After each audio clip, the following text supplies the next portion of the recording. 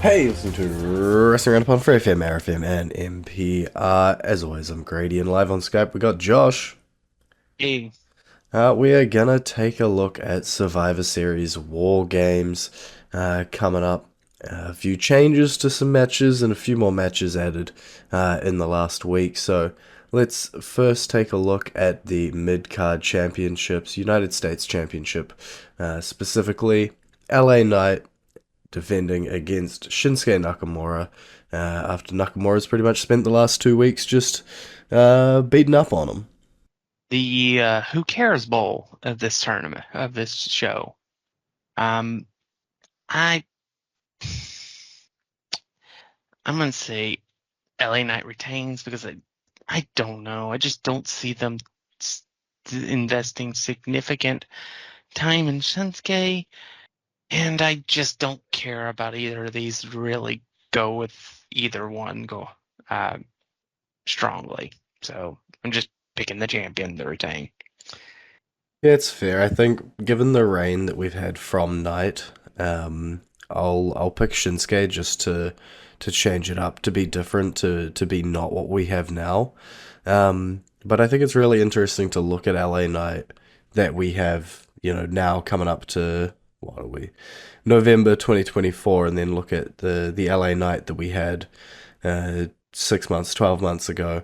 And I don't know, has the hype worn off on him? Has the sheen disappeared? I don't know. I don't think it's really um, Lally Knight himself that's causing this. I just think that they're little. I just think they're having trouble booking him as champion. Um, which is something we say a lot about champions. It seems. Um, I I think maybe just in a position where he's a better chaser than he is a champion. Yeah, I guess that's an interesting way to look at it. Because, if I look at the other side of the coin and I look at the Intercontinental Championship, which is also on the line, Braun Breaker as a champion gets booked pretty well. He had his small little feud with Sheamus. Ludwig Kaiser pokes his nose in, interferes in it, and gets himself a triple threat. This will be a banger match. Absolutely. 10, 12 minutes. Three, um, two, three different styles that will mesh pretty well, I believe, between three very talented guys. And I think I'm going to go Ludwig Kaiser walks out with the title. Yeah, I feel like there is a case to be made for all of the three. I think anytime Sheamus is challenging for the Intercontinental Championship, that storyline is there. That it is the last thing he needs to accomplish. Braun Breaker obviously being a dominant champion despite a small little drop to Jay. Um, Still plenty there that they could do if they wanted to, and then obviously the new wrinkle with Kaiser, trying to break off from Gunther, trying to show off to Gunther. Don't quite know what the wrinkle is that they're gonna go with, but he's got to show something. From a personal perspective, obviously, I'm gonna always pick Sheamus, but I think he's probably got the least amount of odds. And when I think about it logically, I would probably give Bron Breaker just a slight edge over Kaiser, but it all depends where they want to take the storyline. Well, then talking about Kaiser's friend, mentor, leader, I don't know what the correct word is, Gunther, the world heavyweight champion, he will be defending it against Damian Priest. And surprisingly not a street fight as we thought we might see. Um, this should be an interesting match, but it feels like more like Gunther's just in a holding pattern right now as champion. He's doing good stuff. Don't get me wrong. It just feels like he's going to be champion to either WrestleMania or whenever or if they decide they want to have Seth versus Punk be for the title. Um, at which point you will see him drop the title to one of those two, probably Punk. Um, so it just feels like this is a stopgap feud. There are a lot of people that they could have put in the match, but they put Damian, so that's fine. Yeah, I just think Gunther wins and either goes towards the first Raw as champion to lose to a CM Punk, or WrestleMania to wrestle whoever they decide to wrestle him against. Maybe a John Cena. Yeah, there's obviously lots of different options for the Raw champion and where they're going to go, but I don't think any of those options are Damian Priest walking out with the championship. And so it does feel like a little bit of a foregone conclusion. Obviously, their last clash wasn't bad, so I'd like to see more of that. A Street Fighter stipulation could have ramped up the feud a little bit, but I guess they're still going to tell the story they want to tell. Um, I do think Gunther is better as a champion when he's got more sort of monster of the week. So maybe some less repeats and get him through some more names before, eventually we do get a Punk or we do get a Rollins taking this title. Um, but yeah, the that feud, the Punk and Rollins side of things seems to be heating up pretty fast. So maybe Gunther's days are numbered. Let's look at the women's War Games match. We got Liv Morgan, Raquel Rodriguez, Nia Jax, Tiffany Stratton, and Candice LeRae on one side. And then looking at the faces, it was Naomi, Io Sky, Bianca Belair. Jade Cargill gets taken out, gets replaced by Bayley, and Rhea Ripley, obviously, to go opposite Liv Morgan. Yeah, it makes sense. I mean, it adds another wrinkle to that face team, because you gotta remember, Bianca does not like Bayley. Bianca does not like Io Sky. Her being forced to work with them without Jade is going to be very interesting in seeing how that plays out. And it also question mark whether the whole situation with Jade, if this is a legitimate injury as it's being reported as the reason why they pulled her, they could definitely play that into the potential splitting of Bianca and Jade as a team and the feud. So as much as I love each member of the face side, I'm going with Liv's team to win this. I Yeah, just think there's too many combustible elements on the face side to really. yeah, it's an interesting one. I think the big question for me around Jade Cargill is, we saw her attacked. Bailey has been playing a little bit tweener. Bailey and Naomi actually both have been. Um, could potentially one of them be flipping to the dark side? Could they have been the ones that, storyline wise, took her out? As you say, Bianca Belair, Jade Cargill, presumably we're gonna explode soon. Um, what a good a reason as any to have Bianca just really mad that Jade Cargill got injured, couldn't hack it, and that's why they had to give up their championships. If that's the way it ends up going, but I think conversely, over on um, the heel side of things, Liv and Nia obviously just went to town against each other in that champion v champion match, and we've got the Money in the Bank briefcase as well. So fair few elements on that side of things. Yeah, um, there there are less question marks about the heel team than there are the face team, and I think you were saying maybe Bailey or Naomi. I don't think so, because I think because of the character that Jade has, it would have had to have been somebody she would have trusted and is just as strong as she is, to have been able to take her down. That's why I think it's Bianca. because I think it would have been, and I think it's going to be one of those classic. When she comes back, they're looking for her attacker, and they'll show the videotape of Bianca attacking her. I think that's going to be the direction we'll go. Very much like when Shawn Michaels came back and he got attacked by somebody, and then and then Triple H led this detective search for the attacker, and then it was revealed that it was Triple H all along, and that led to his HBK's first match back. I think that's similar to what we're going to see. That's fair. I like it. Um, let's go into our song of the week. It is the theme for Survivor Series War Games 2024.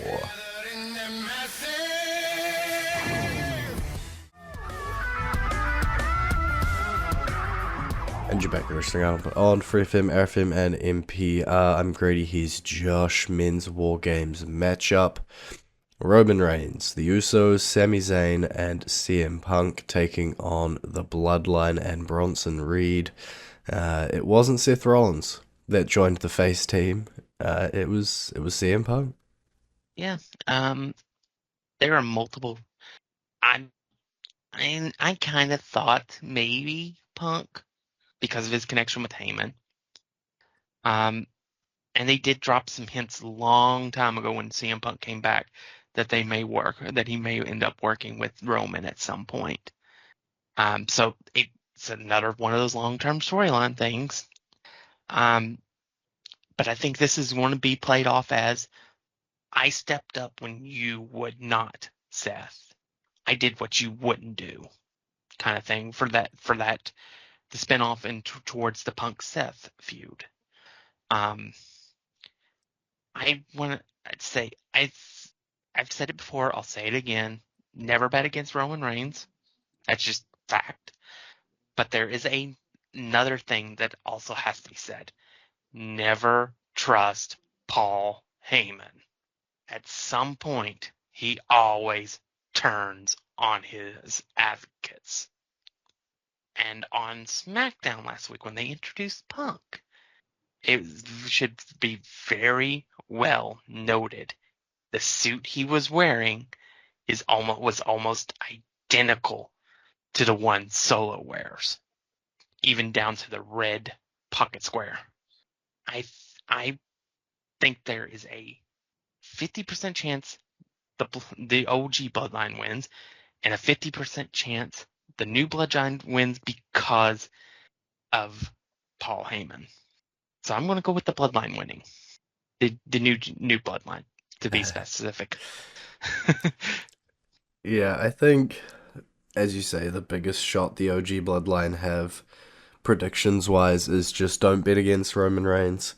CM Punk obviously also adds a whole lot of star power to that side of things.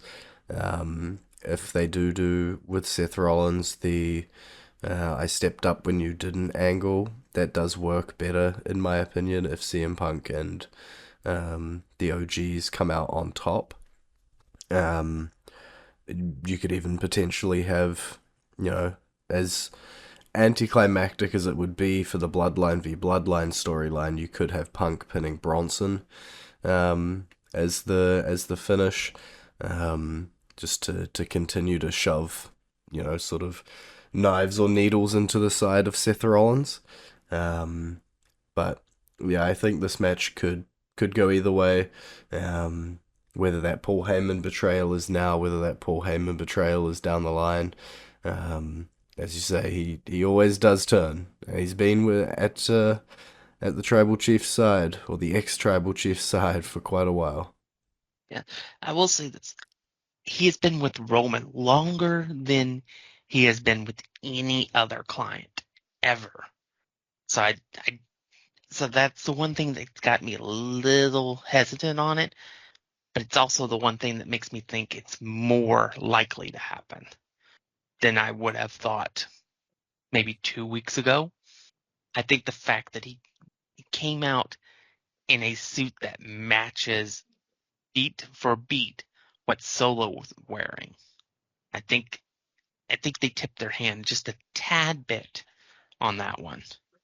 But I'm going with the OG Bloodline or to lose to the new Bloodline. Besides, I think we've said it over and over and over again. The new Bloodline needs something to make them a credible threat. Yeah, and this win here could be that. There's also, the possibility of Dwayne showing up at some point. I think he's filming Moana live action at the moment, so he might be a little busy, but you know, any other time could potentially see him poke his nose in, maybe influence the match. We'll have to see. We still got some time in the show this week, so let's look at some other stuff that isn't on Survivor Series. I'll just let you talk about the fact that Chelsea Green did in fact win her triple threat match and has progressed in the United States, Women's United States title tournament. Woo! Um, very happy for that. Um, Green, I think, uh, I think everything is like set for her to make the finals. I I think that this was a core, crucial step for her towards that goal. Um, but yeah, and I don't know if they're going to do it, but I have the hope. I have hope now, and I guess for better or worse, hope springs eternal. Yeah, I think on the other side of the bracket, we had obviously Jade Cargill getting replaced by Lash Legend and Michin coming out on top of that triple threat. Um, I think we talked about Naomi being a favorite on that side of the bracket, and especially with Jade out and Michin moved on, probably lined up pretty well. And so what we were talking about last week, there's actually a pretty high shot that you do end up seeing a Chelsea Green Naomi final. Let's also look for a little while at the New Day. These two are just exploding. Yeah, yeah. I loved the promo between them. Um, because they took some deep, deep shots at each other. Um, Kofi saying that he didn't have the drive or desire to be a world champion like him and E did, basically. And and then Xavier cutting him even deeper with the whole you lost everything in 6 seconds to Brock Lesnar. It's just I, I don't know what's going to happen when they do that tribute show for the 10-year anniversary of the New Day. For all we know, Big E may come back next week, and it may be magically maybe announced he's been cleared to wrestle, and everything will be all right in with the New Day. Or we may just see Xavier Woods deck Kofi Kingston next week. During that, we don't know, and I think it's something that's interesting. That's something that um, it's an element that I was not expecting with this with any time that we talked about a potential breakup the New Day. Um, so I'm interested. Let's see how it plays out.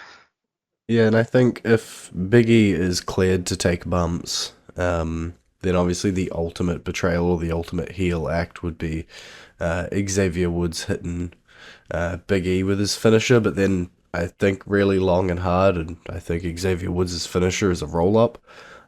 So maybe that wouldn't look And as no, cool. his finisher is that elbow drop that he does. That's from with the springboard.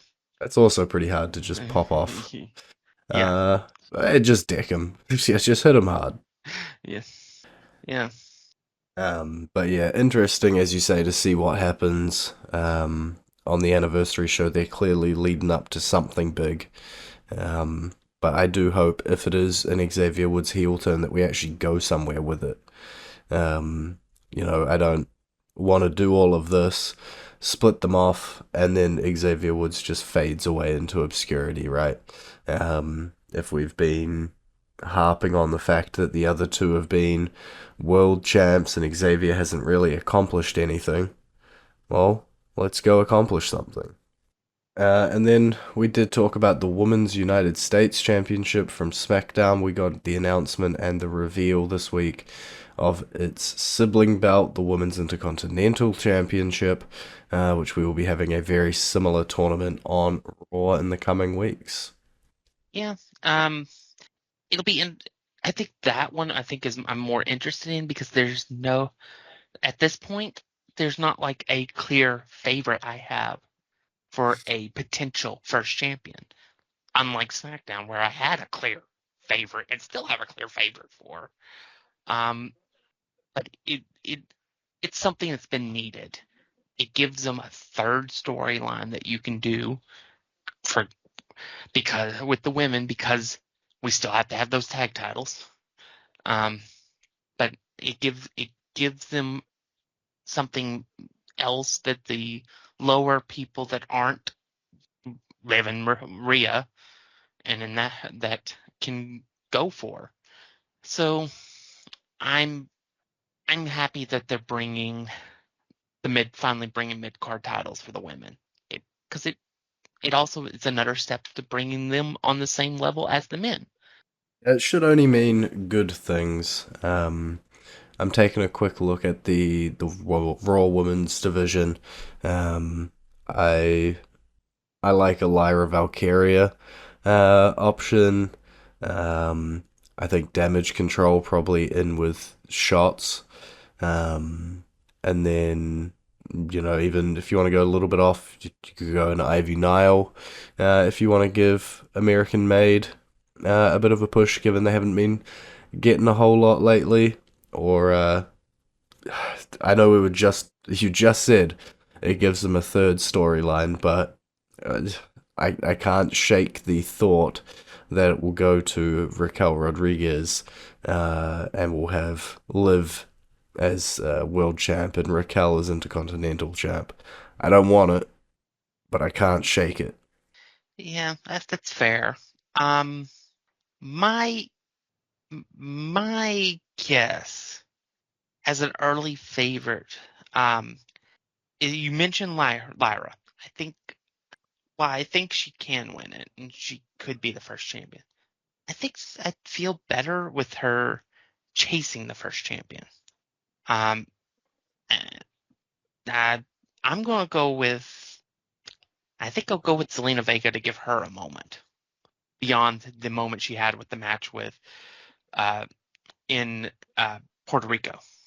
Um, I think that would be fair. If it's not her, it's probably Sonya Deville. Yeah, Sonya Deville, another great shout out, another great option, for sure. And also with a stable behind her, you know, 3-on-1 always makes it easier. Yeah, which I think is another reason why I said I think I'd rather have her Lyra chase it than be the first champion. But it could very well end up being she could end up winning it just um, as Becky did back in the day when I said it wasn't a good idea then. But with Lyra, I think it'd be an okay idea. I don't think it'll be a flop. But I just think she'd be better off winning it down the road. Mm-hmm. Yeah, we'll have to see what the bracket all looks like. I think the tournament begins next week, so we should have a little bit of something. At least the first triple threat, and we'll have to see how it all shakes out from there. Is there anything else you wanted to talk about? We got about 30 seconds to a minute. Yeah, it should be interesting. I don't know. We're building towards an eventual match, I guess, between Kevin Owens and Cody Rhodes, which they've they keep fighting and stuff. Um, Yeah, I it should be think we've interesting got seeing how that that plays out. for, is it Saturday night main event? Coming up, I think, after Survivor Series. I don't know if that's a network special or a what it is or a glorified house show. I think it might be. I think it's going to be a premium live event. Yeah. Okay. Um, yeah. Yeah, it's going to be a premium live event, and it is already announced for that show. Yeah. I think it's one of the only two matches as well. I think that and the finals for the Women's United States title at the moment. So we'll have to see how that begins shaping up as we got, one more premium live event before the end of the year. Well, that's all we got time for this week. It's been great talking to you. IB. You can visit our Facebook page, facebook.com/wrestling R&D Upper, our Twitter page, twitter.com/wrestling R&D Up, or our YouTube page, youtube.com/wrestling RND Up. And we will see you next week.